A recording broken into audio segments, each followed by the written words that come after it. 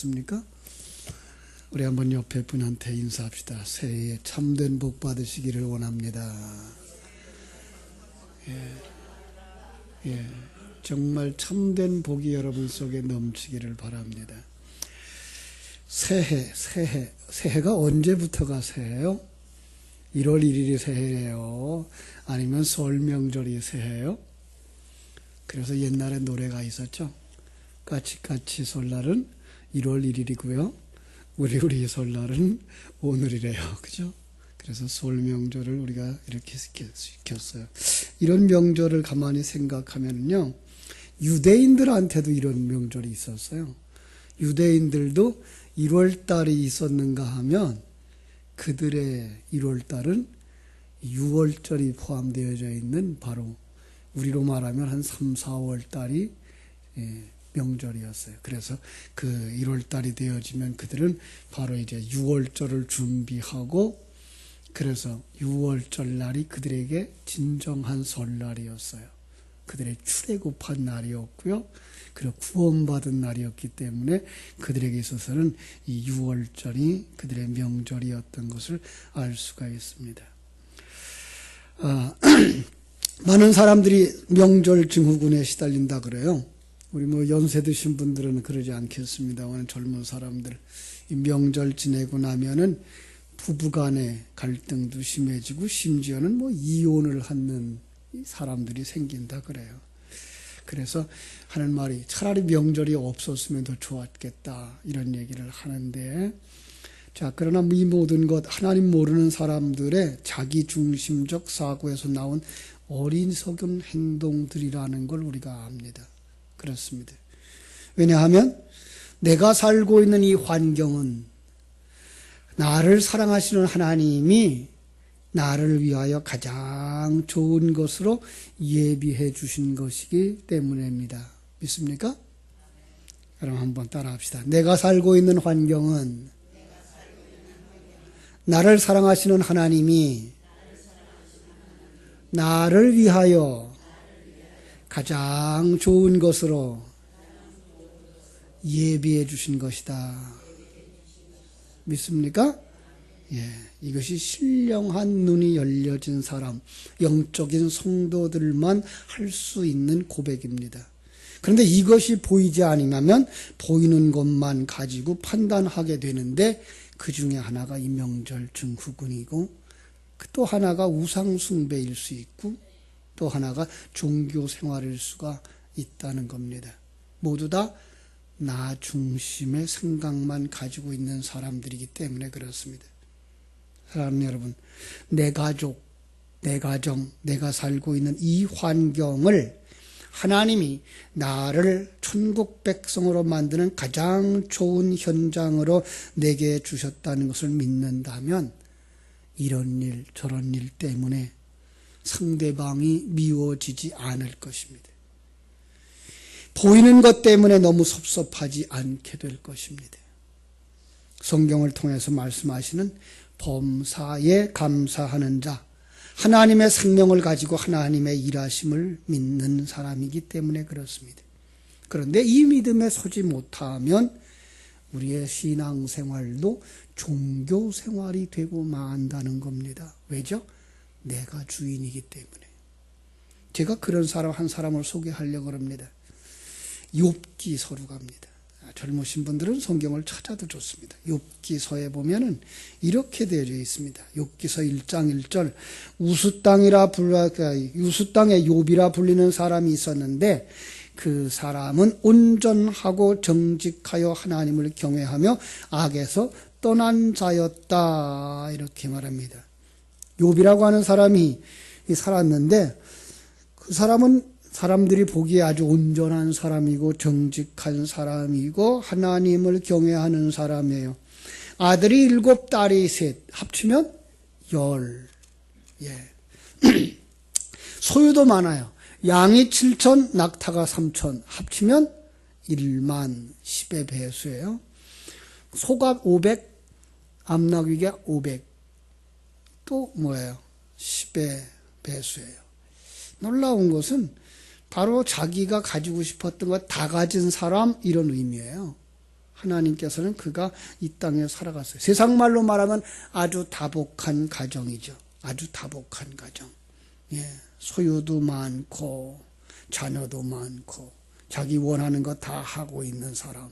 그래서 이 사람은 동방 사람 중에 가장 훌륭한 자였다. 대표적인 예를 들어라 그러니까 1장 4절 5절에 그의 아들들의 생일에 끝나고 나면 잔치를 베풀었어요. 예. 생일이면 잔치죠. 고대 사회는 대가족 제도였으니까 아들 7 어디 있었겠어요? 아버지 집에 있는 거죠. 뭐. 그러니까 자기 울타리 안에 아들들의 집이 있었던 것이고 그들을 위하여서 잔치를 베풀었어요. 마치 오늘 우리들이 지키는 민속 명절과 같은 것. 아버지 집에 모여서 참 음식을 차려 먹는 그런 모습. 특징이 5절에 나와요. 잔치가 끝나면 욥이 일어나서 그 아들의 명수대로 번제를 드렸어요. 혹시 내 아들이 죄를 범하며 하나님을 욕되게 하지는 않았는가? 용서하여 주옵소서. 그럼 복음을 이해하지 못하고 그냥 종교적인 이해만 가지고 보면 괜찮은 아버지예요. 그죠? 괜찮은 사람이에요. 그런데 성경은 단적으로 아니다 이렇게 대답해요.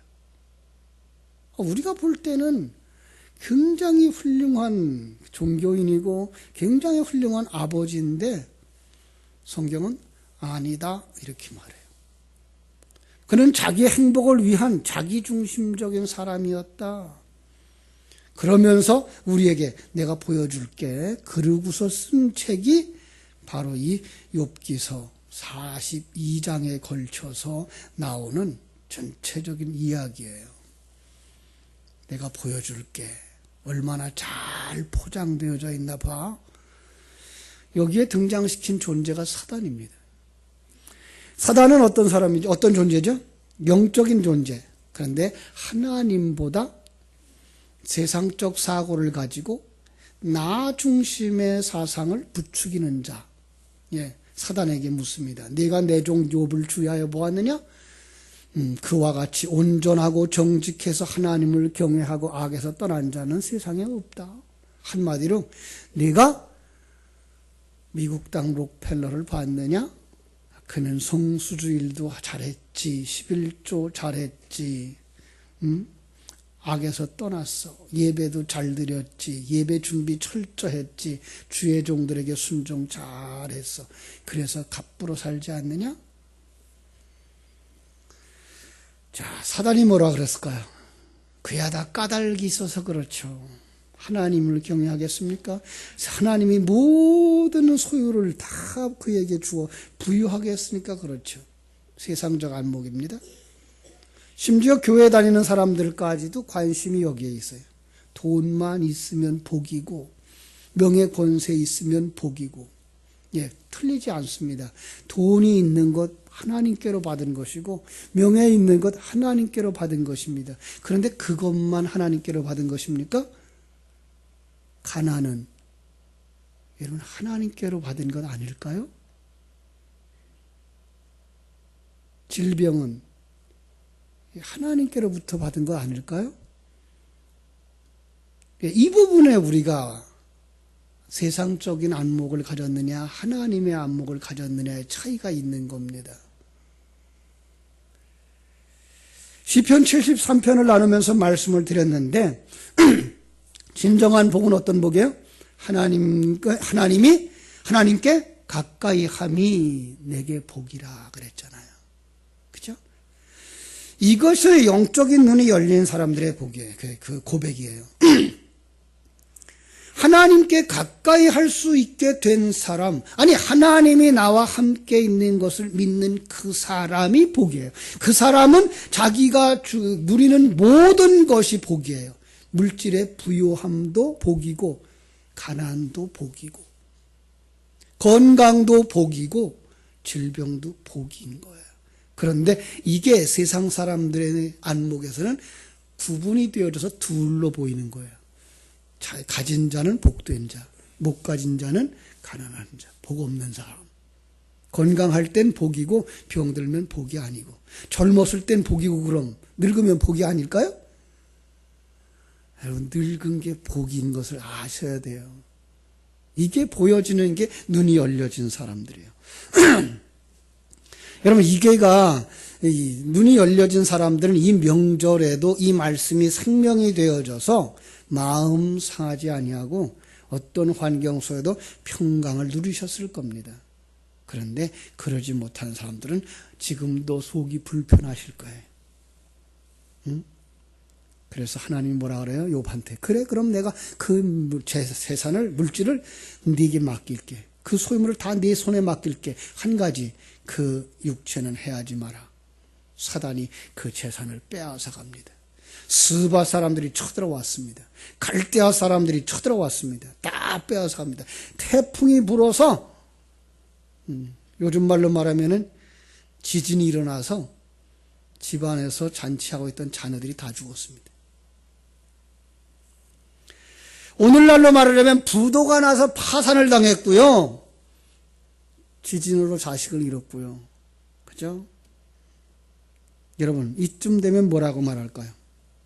그런데요, 욥은 뭐라고 말했는가 하면 1장 21절 22절, 내가 모태에서 적신으로 나왔은즉 알몸이죠. 또한 적신으로 돌아갈지라. 주신 이도 하나는 여호와시요 거두신 이도 여호와시니 여호와의 이름이 찬송을 받을지어다. 이 모든 일에 욥이 범죄하지 아니하고 하나님을 향하여 원망하지 아니하리라. 이것이 종교인의 모습입니다. 굉장히 믿음 있는 것 같은데 왜 목사님은 종교인이라 그러죠? 철저한 종교인. 아니, 가끔은 자기 철학에 빠져 있는 사람도 이렇게 자기의 모든 소유에 대하여서 밖으로부터 온 것임을 인정하고 잃어버려도 아까워하지 아니하고 심지어 자기가 이 세상을 떠날 때에 모든 것을 사회에 환원하기도 합니다. 그러나 그런 것들 하나님 마음에 안 드는 거예요. 자, 사단이 또 등장합니다. 2장 5절. 그래서 하나님이 말씀합니다. 그의 뼈와 살을 치소서. 그리하시면 틀림없이 주를 향하여 욕할 것입니다. 하나님 뭐라 그래요? 그래, 해봐. 그러나 생명을 해하지 마라. 욥의 몸에 병이 나기 시작했습니다. 발바닥에서 정수리까지 종기가 났어.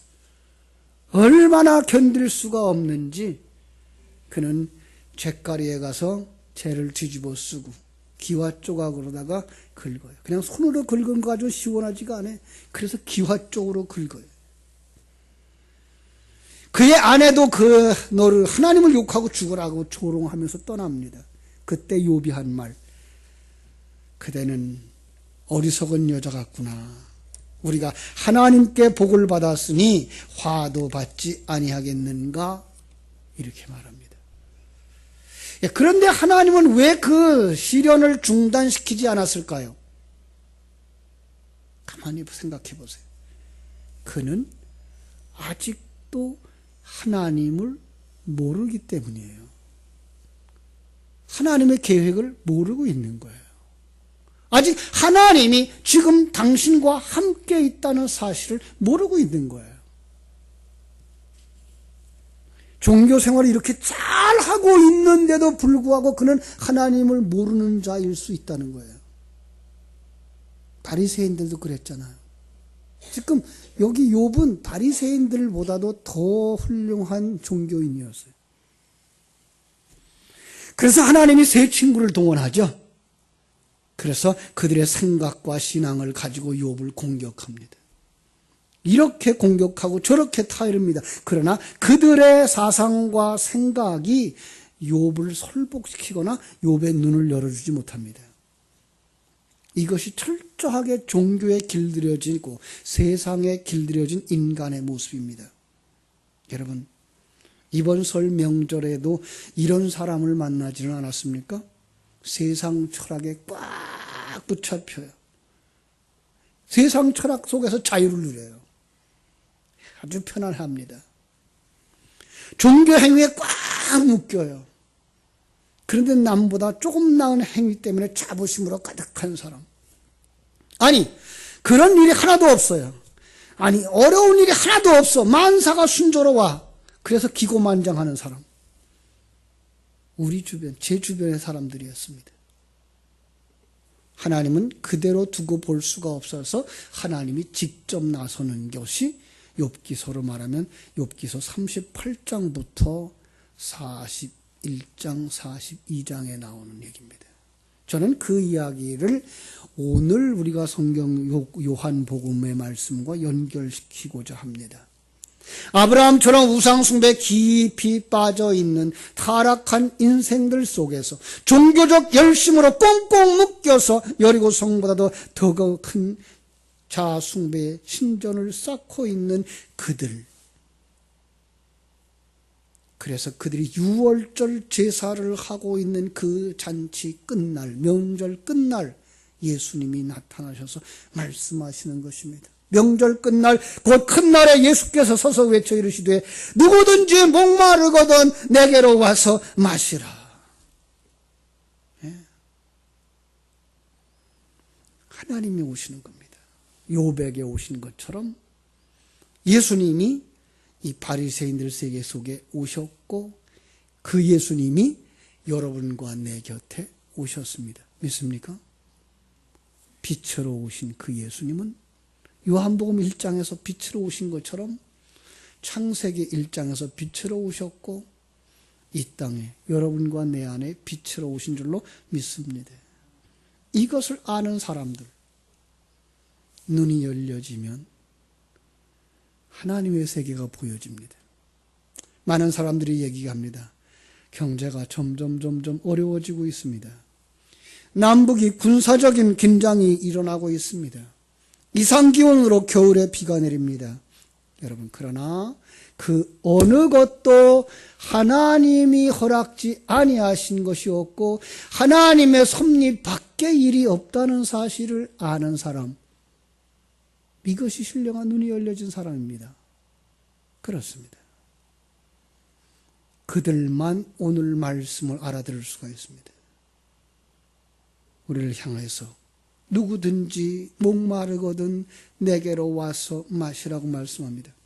놀랍게도 이 말씀은 이사야서 55장 1절을 인용한 말씀인데 이사야서를 보여주는 것이 있습니다. 이사야서가 보여주는 것, 타락한 인생들이 자기가 주인이 되고 자기 의를 쌓는 자들이 자기 신전을 짓고 있는 그들을 책망하시다가 그래서 하나님이 성자를 보냈단다, 이렇게 나오시는 것이 이사야서입니다. 그러면서 말씀하시는 것이 목마른 자들아 물로 나오라, 돈 없는 자도 오라, 이렇게 말씀하시는 거예요. 타락한 자들, 자기 의를 쌓는 종교인, 자기 신전을 쌓으며 우상 숭배하는 너희들이 뭐예요? 내게 들으라. 그리고 내게로 나오라. 그런데 성경은 가르쳐줍니다. 아무도 영적인 목마름을 알지 못하더라. 예. 이게 바로 세상 사람들입니다. 아무도 영적인 목마름을 모르는 겁니다. 종교적 열심, 행위에 빠진 자들, 우상 숭배하는 자들, 세상 철학에 빠진 그들은 목마름을 모르는 겁니다. 마라의 쓴물을 마시면서도 그것이 쓴물인 줄 모르는 겁니다. 소금물을 마시면서도 그것이 소금물인 줄 모르고 또 마시는 것입니다. 그런데 거기 하나님이 개입하면, 성자 하나님이 그 사람 속에 오시면 자기가 목마른 자인 것을 알게 되고 자기가 목말라 하게 되어져서 주님 앞에 다가오게 되는 것입니다. 사랑하는 여러분, 우리는 명절 끝날 욕과 같이 종교적 제사로는 문제를 해결할 수 없다는 사실을 깨닫게 된 사람들입니다. 주님의 음성을 듣고 내게 생수를 주소서 주님께 나온 사람들입니다. 이 예배를 통해서 영원히 목마르지 아니하는 생수, 진리를 공급받게 되기를 주님의 이름으로 축원합니다. 하나님이 함께 하시는 것을 보는 것, 하나님이 계획을 가지고 다가오신 것을 아는 것, 그리고 그 하나님이 우리의 손을 잡고 인도하시는 것이 보여지는 사람, 이미 그 생수를 마신 자들입니다. 그들에게만 누리는 기쁨이 있습니다. 하나님 때문에, 예수님 때문에, 성령님 때문에 하나님과 화목되어졌기 때문입니다.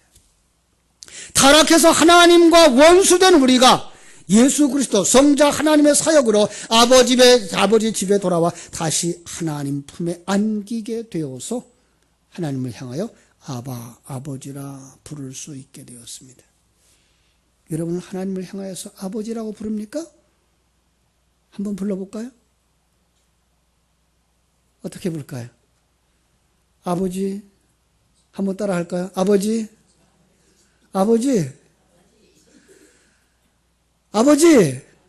한번 큰 소리로 따라 한번 해볼까요? 아버지!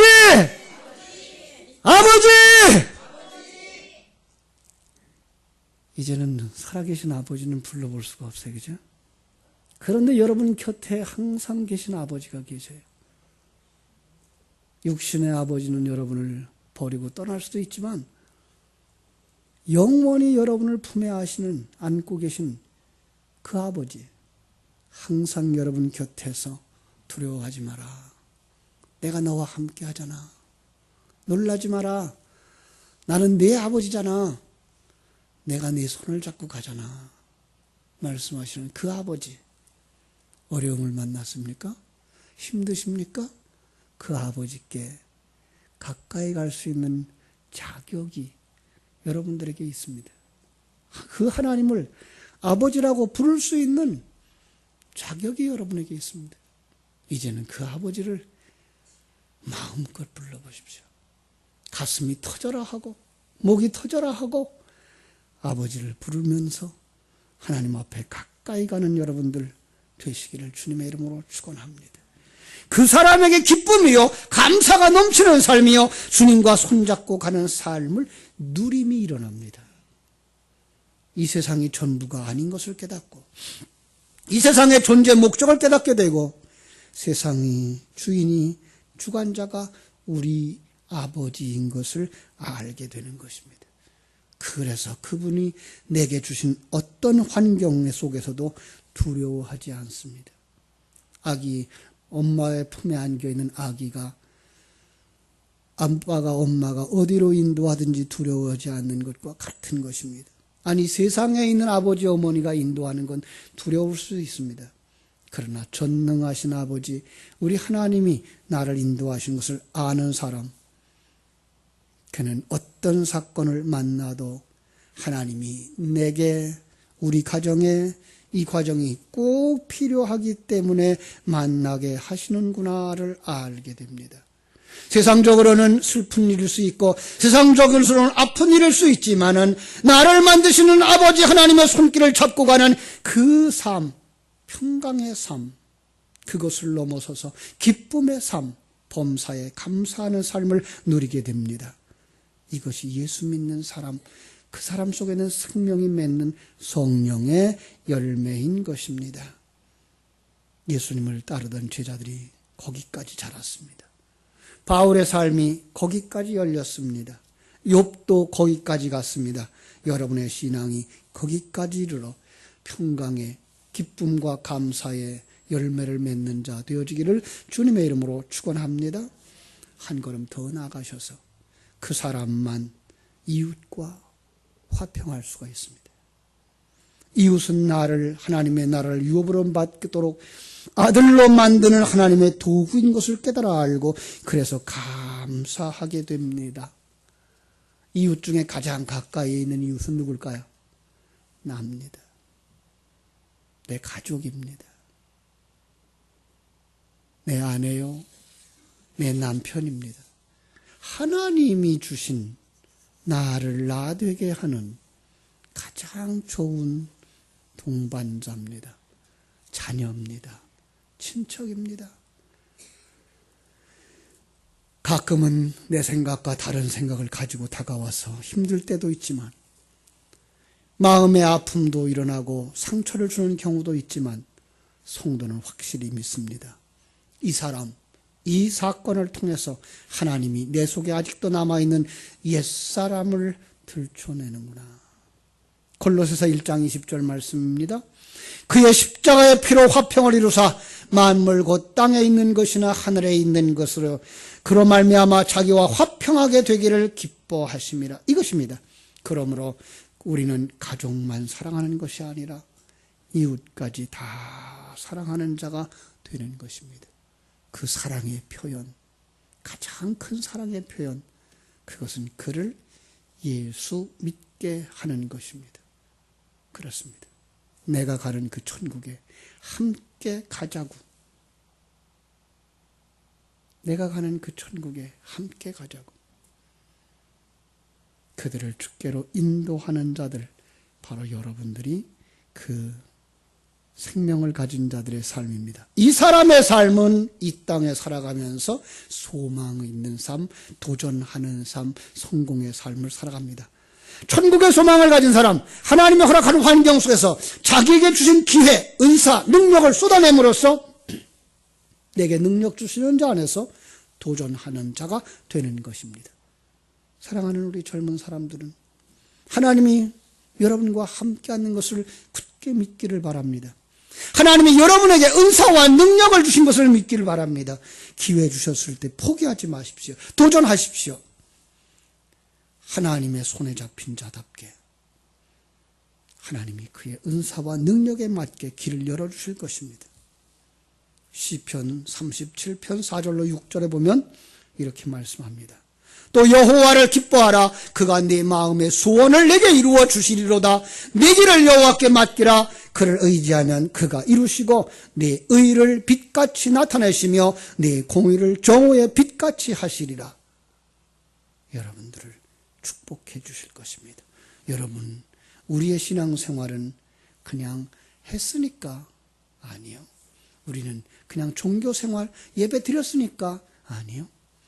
그 예수가, 그 하나님이 여러분 안에 계시며 여러분의 손을 잡고 인도하고 계신 것이 누려지는 자리, 힘 있는 자리, 은혜 있는 자리, 능력에 있는 자리가 되어지는 것입니다. 거기까지 성숙하고 복음을 누리는 자들이 되시기를 주님의 이름으로 축원합니다. 기도하겠습니다. 하나님 우리 아버지,